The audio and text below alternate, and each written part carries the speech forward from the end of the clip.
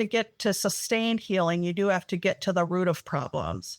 Of course. But regardless, tapping will lower your cortisol levels, lower your adrenaline, lower that fight, flight, or freeze mentality and tell your brain that you're safe in that moment. So you will feel relief. It's just not healing. It's just relief at the moment until you get deep. Sometimes there's different reactions. Sometimes people feel less pain in their body. Sometimes they feel energetic.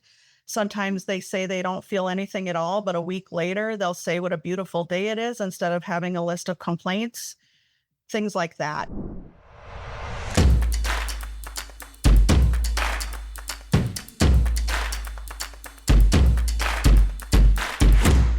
Alrighty, well, welcome back to the Remember You podcast, the place where we peel back the layers, reclaim the parts of ourselves we abandoned, and remember who we really are beneath the noise. I'm so glad you're here, and whether it's your first time tuning in or your eighth, you made it back. Welcome home. Today's episode is the one that speaks directly to the soul, especially if you've ever felt like your nervous system has been living on high alert because of manipulation, control, or constant guilt tripping. We're going to talk about what happens when someone you were taught to love is actually the person you've had to survive. Our guest today is Jenny Jurek, a professionally trained EFT and tapping practitioner and transformation advisor who helps women heal from toxic parental relationships. She specializes in helping you evict the guilt, set boundaries, and finally enjoy being the main character in your own life. This is amazing. Jenny's here because she's been through it and tapping has saved her life. And today she's going to share how it works, why it works, and what's possible when you start choosing yourself over old programming. So get cozy, get curious, and if you're open to it, get ready to feel seen in a whole new way. Welcome, Jenny. Thank you. Thanks for being part of the show today. We appreciate it. First off, can you tell us what EFT is for our listeners that don't understand it? Sure. EFT stands for Emotional Freedom Technique or tapping, and it's actually derived from acupuncture. You are tapping on meridian points of the body. And what brought you to this work? Well, as like it said in the intro, tapping saved my life. When I started noticing real healing, and it was so palpable, everyone around me noticed it. So, which was sometimes good and sometimes tough. From that alone, I knew this was not something you keep to yourself. Everybody has a right to knowledge, and so I want to pay it forward and help as many people as want to be helped. Okay, great. And what did healing start to look like for you? I would say how do I want to word this? My emotions got under control. So every time something triggered me, I didn't know it was from a past trauma. I just thought that I was crazy and, uncurable, unhelpable. So, and you're told that as well, and you're told that enough times in various ways, you do believe that. So, emotions, when I started tapping and was able to get the trauma released, you have to get uncomfortable to do that. But once you get it released, you can talk about a trauma without it triggering you. And you're not stuck in, like, for example, a PTSD state like I was. Can you talk about what got you, what was the final straw that finally led you to EFT to ultimately, as you said, save your life?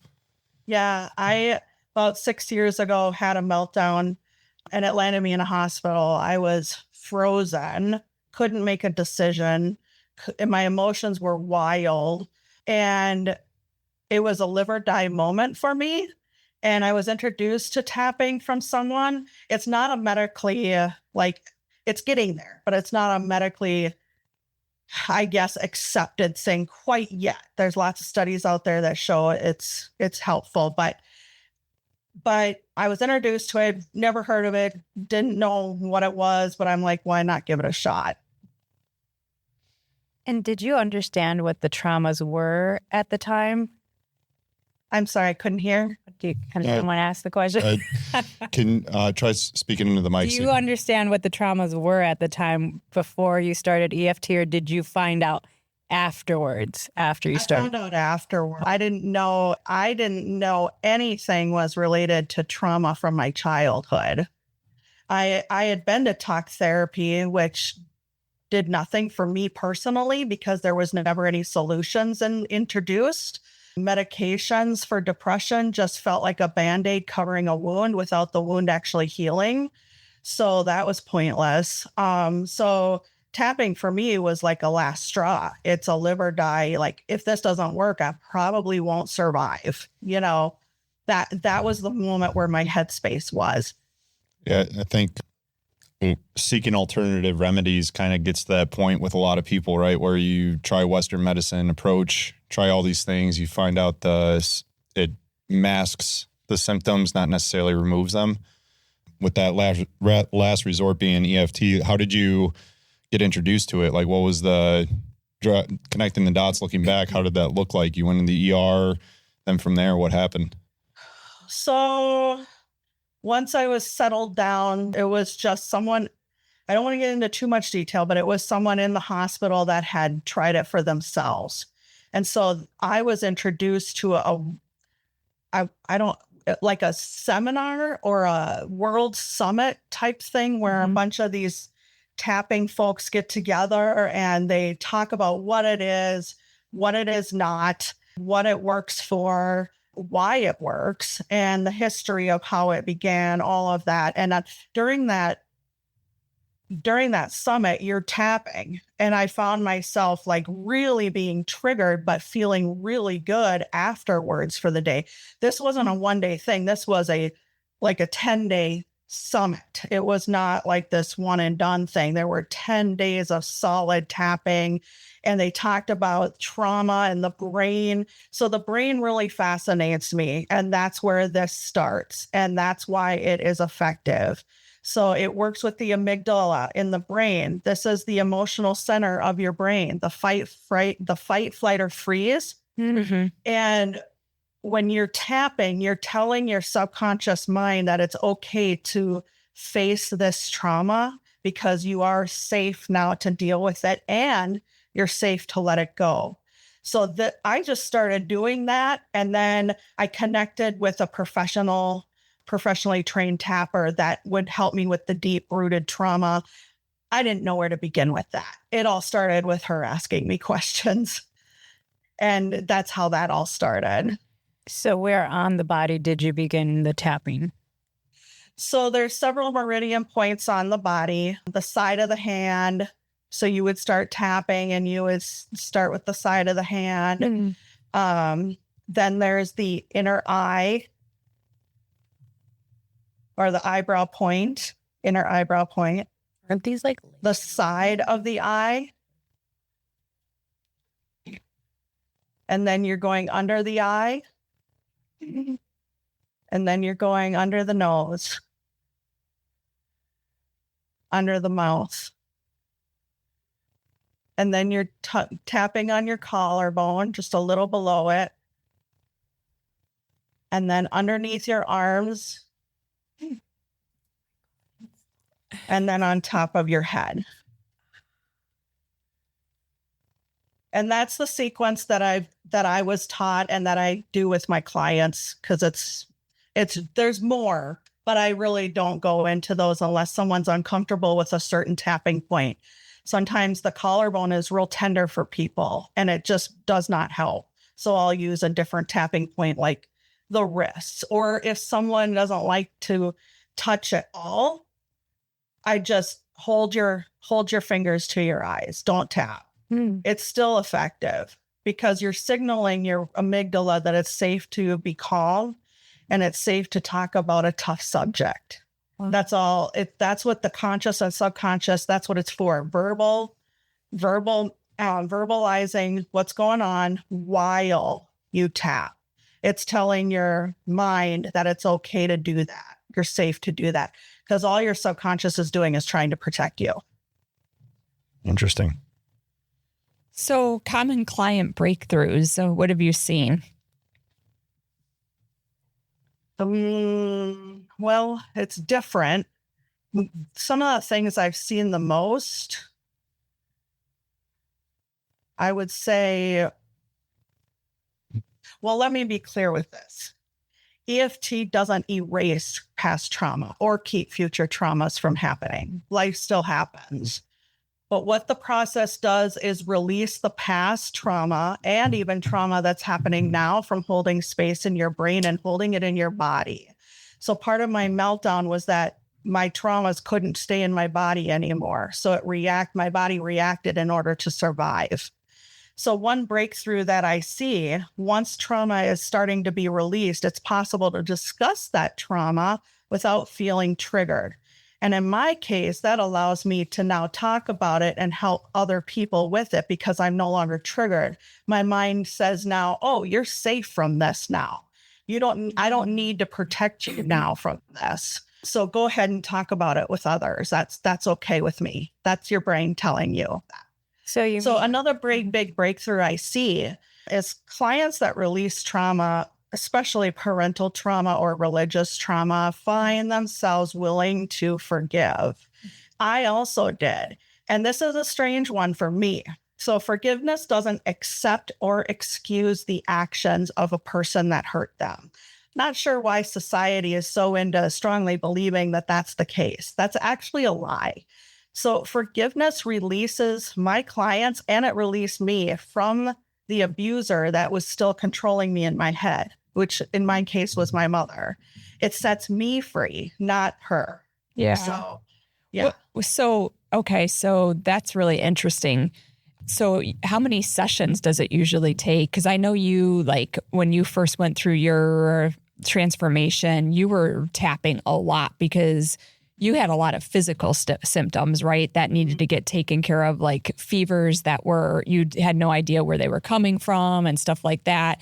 So do you do it individualized based on what your clients are looking for or how bad the trauma is, or like how many sessions do they usually need to start feeling good? Well, individuals are as different as their fingerprints, and that includes with tapping.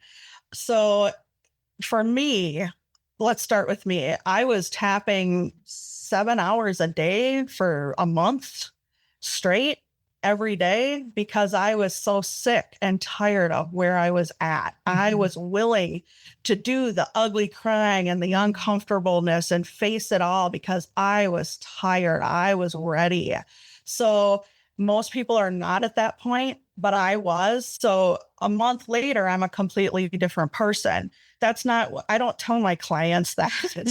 I don't expect them to do that once a week for 6 weeks, and you're going to see a significant change in 1 hour of tapping. Well, one of the reasons why I know you and I invited you here was because I am one of your clients and you really helped me, and we worked.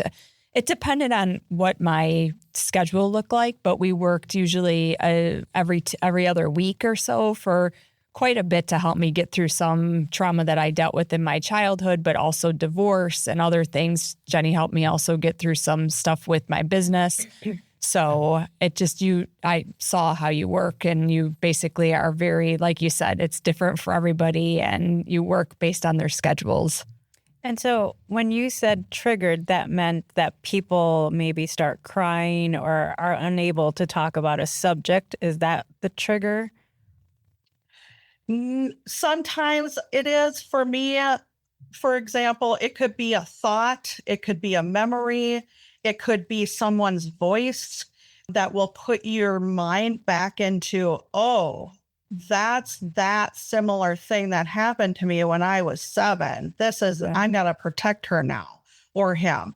So that's what triggers PTSD in particular. You can bring someone right back into a state just by the sound of someone's voice or the sound of a toy gun popping or, a thought or a dream. Things like that are triggers. Yeah, because I've seen people with PTSD with extreme trauma, they can start sweating and feel like they need to get out of a situation really quickly. So so tapping can help them deal with that and maybe not feel that way anymore. Correct. In fact, PTSD is one of the biggest studies they did with veterans. And so it's about a 93% permanent relief. Wow. And not only does the PTSD individual find relief, so do their spouses when they tap along. That's called secondary benefits. So if someone with PTSD is in a family, it has a family, they can tap along and get as much relief as the person suffering with the PTSD. Wow. That makes sense. Your nervous systems are linked up. So if if they're calming their nervous system, it's in tandem with them. Like there's multiple vehicles for therapy, and EFT being a specific vehicle, right, to provide that success rate.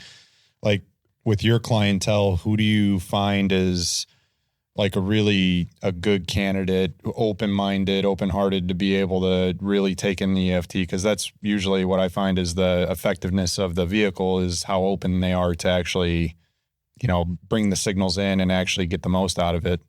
Yeah. So with tapping, there have been people, including myself, because I didn't know it was going to work and I gave it a shot, right? But tapping, some people think it's nonsense, and I'll literally start with, let's tap on you not believing in tapping. Nice. And so we are tapping. I do not believe in this. This is such a load of crap. I don't think this is going to work at all, and just to start there and then ask them to believe in my belief. Mm-hmm. Because that starts that tiny little opening in their mind that they're safe to try it. So that's where I'll begin with someone like that. And it's okay to feel that way too. So I'm acknowledging that it's okay to feel the way you feel about tapping. Everybody has things that work for them better than other things, and that's okay. That's really good. It's not trying to force them into anything, and then it's the low cost, high return potential, or potentially, if worst case scenario, they're just walking out having spent some time with themselves, working through things. A little bit better, a little bit stress-free. Yeah. Now, to get to sustained healing, you do have to get to the root of problems. Of course. But regardless, tapping will lower your cortisol levels, lower your adrenaline, lower that fight, flight, or freeze mentality, and tell your brain that you're safe in that moment. So you will feel relief. It's just not healing. It's just relief at the moment until you get deep. Well, yeah. Can you talk a little bit about that? Like, I know we've talked about it with kids in school or they're like really angry and they're having outbursts. How could parents use this to just real quick snap their child out of something that maybe they're having an anger issue or whatever? Is there something they could do? You could maybe give them to help their child just to calm down, get out of the fight or flight, and make some like non-emotional decisions. Well, it's very effective on children because they're very open already. When a child, I'll take my son, for example, when he was younger and would have a temper tantrum and he's crying and he's not even hearing me, right? So what I've done is just, okay, son, just tap on your eyebrows for me. And I'm doing it for him and he's watching me. Mm-hmm. So he doesn't have to verbalize anything. He can think it in his mind and it will calm him down. Nice. He doesn't have to repeat after me. Nobody does, especially if it's something they're really ashamed or feeling guilty that they don't want to talk about that either happened to them or they've done. So for my son, I'm like, just follow my lead. And he would tap, not say anything. And that got that temper tantrum to a point where he could just breathe and then talk to me about what was going on. So it works in the immediate as well. Got it.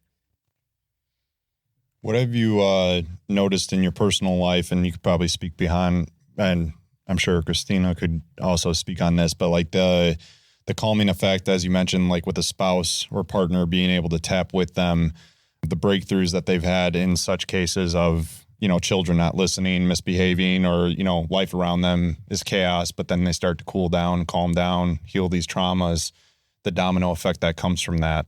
Can you speak on that? You mean like how the parent should? So it's like I look at things from a top-down effect, like, the parent influencing the child influencing the parent, but there's somebody who has to change, right? And it's usually the parent's going to take the lead.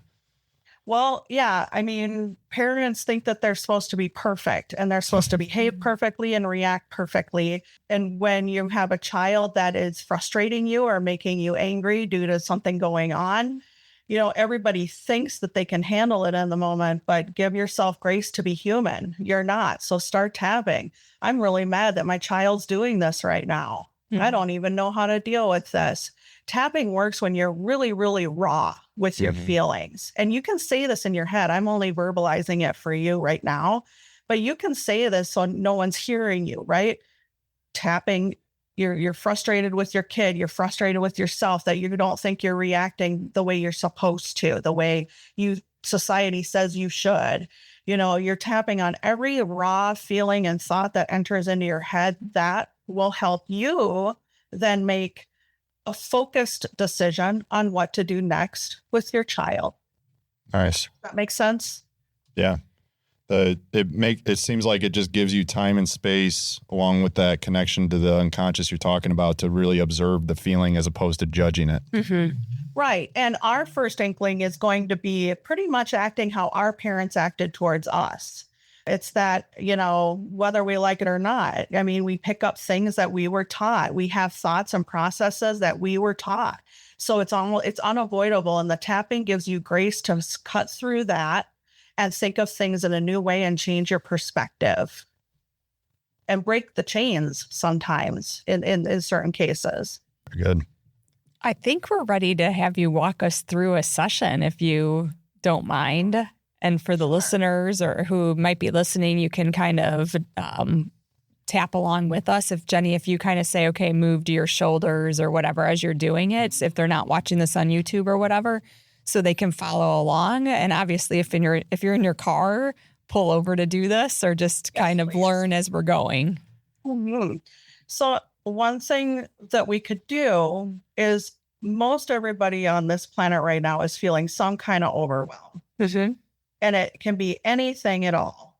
It can be in your personal life, your work life, anything at all. World events. I stay away from the news personally. It's helped me tremendously. But if you want to each of you think of your own personal overwhelm that's going on.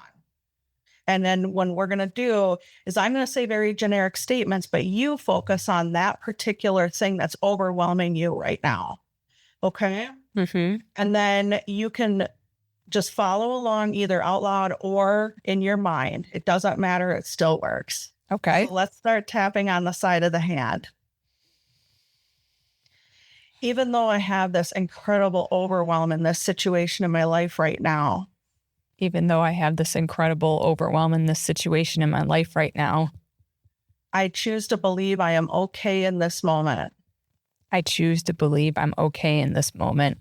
And that I cannot always control everything. And that I cannot always control everything. And I'm going to leave space to accept myself. And I'm going to leave space to accept myself. And even though I have all this overwhelm going on for this moment. And even though I have all this overwhelm going on in this moment. I give space to acknowledging that I feel this way. I give space to acknowledge that I feel this way. And I accept that it's okay to feel this way.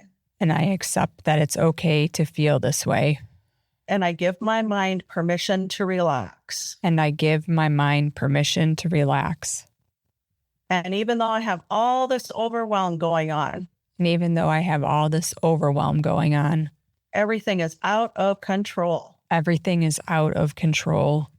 I can't handle it. I can't handle it. It's so frustrating. It's so frustrating. I choose to acknowledge these feelings as valid. I choose to acknowledge these feelings as valid. And accept myself right here, right now. And accept myself right here, right now. Eyebrow point, the inner eyebrow point. All this overwhelm. All this overwhelm. Side of the eye. I cannot handle it anymore. I cannot handle it anymore. Under the eye. What can I do to fix this? What can I do to fix this?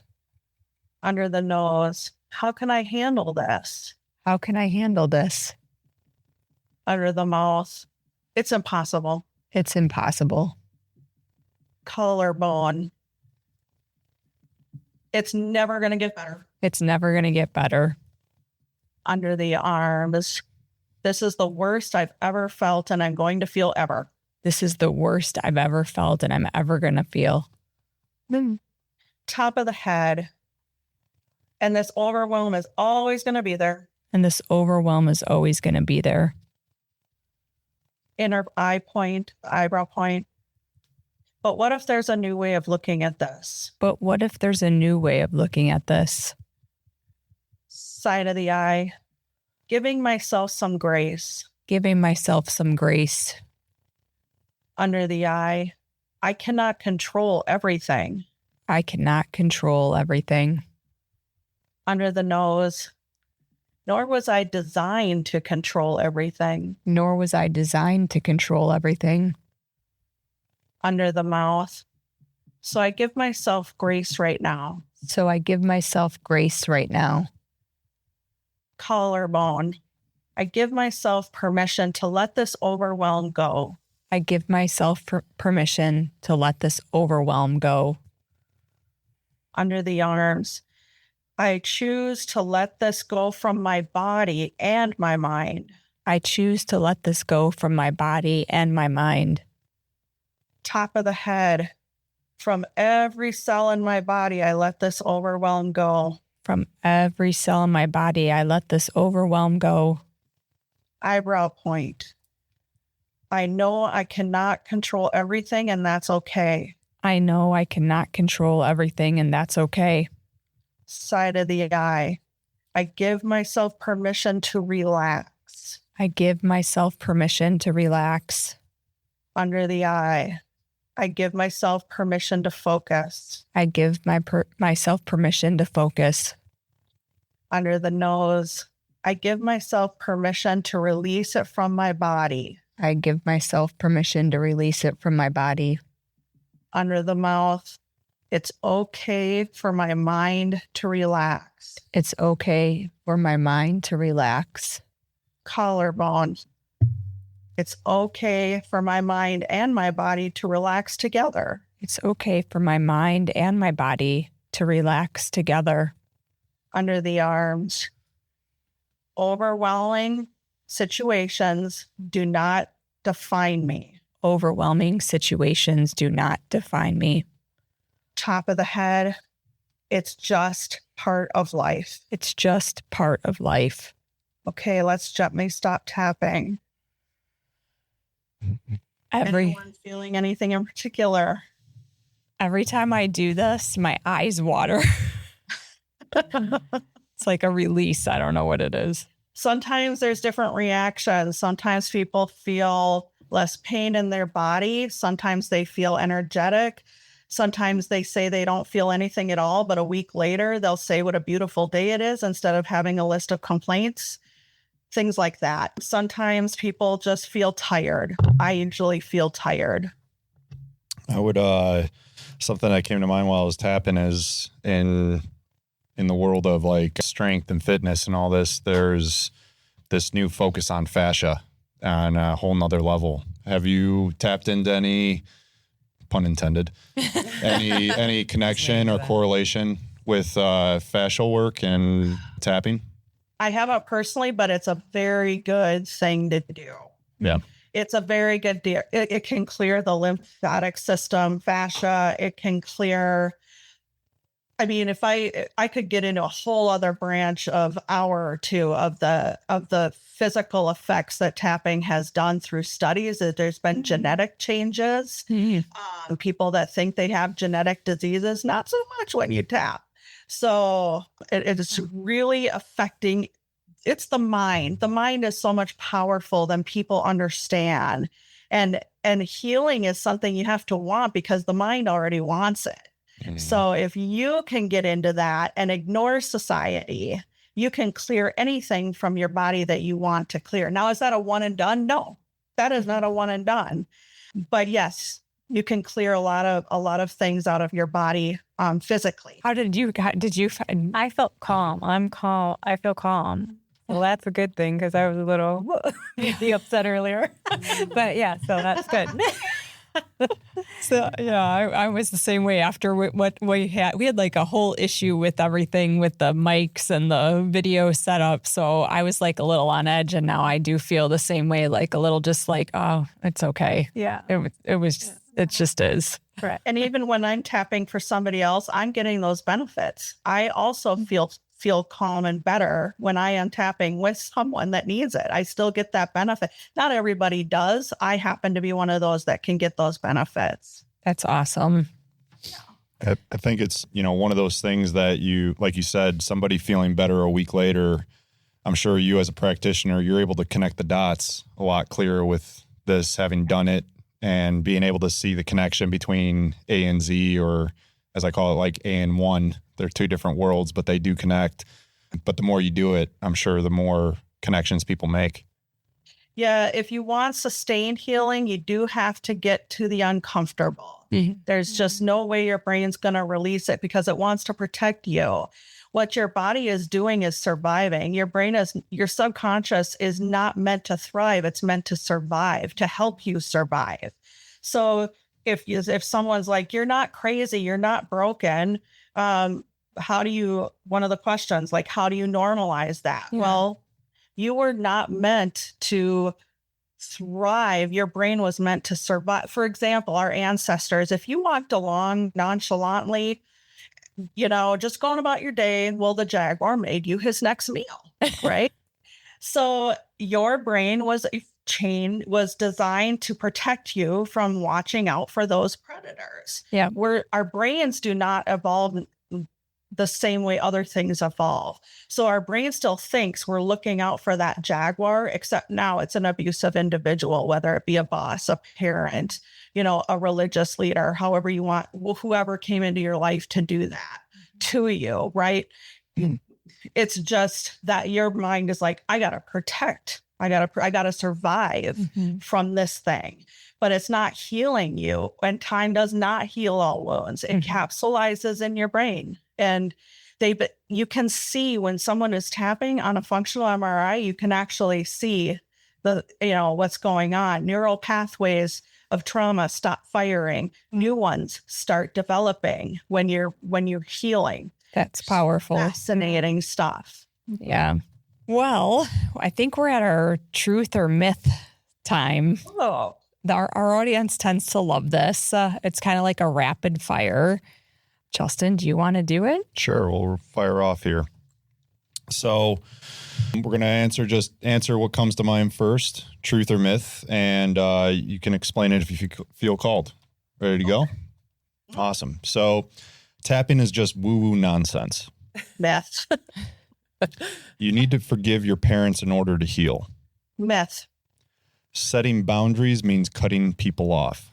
Sometimes, yes. Healing childhood traumas takes years. Myth. You should always try to fix your family relationships. Myth. If your parents die, it's too late to heal. Myth. EFT can help with anxiety, cravings, and sleep. Truth. You have to cry for it to work. Myth. If they're family, you owe them respect no matter what. Myth. You can actually rewire the brain through tapping. Truth. Awesome. Cool. Thank you, Jenny. Thank you. So for our listeners, can you tell us where to find you? And we'll also put it in the show notes. Sure. My website is my name, jennyjurek.com. And you can schedule a free consultation with me. I have that all set up and ready to go. Cool. And then you say one of our listeners who are listening have an abusive parent that's living rent-free in their head. I know you can help them evict that, also help them with just any kind of trauma that they might be working through, any kind of thoughts that come up that really aren't true thoughts that they're just listening to. So if you could just leave us with one kind of truth that you would speak to yourself or whisper to yourself before you began this journey, what would it be? To watch how I talk to myself.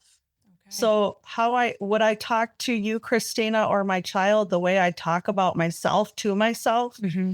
If I would never talk to you the way I'm talking to myself in my own head, then that's a sign. That's a sign. If you're feeling guilty for saying no and setting a boundary, that's old programming. That's because you're doing something different, not because you're doing something wrong. So, these are things where these are signs how you know someone is still in your head, even though they don't know that and they're not even around. They are still controlling you. I love it. Thank you. It's a great gem there. Thank you, Jenny. Thank you. I appreciate it. All right, listeners. Well, thank you for listening today. That's it for Remember You. We'll be back next week with more to feed the soul.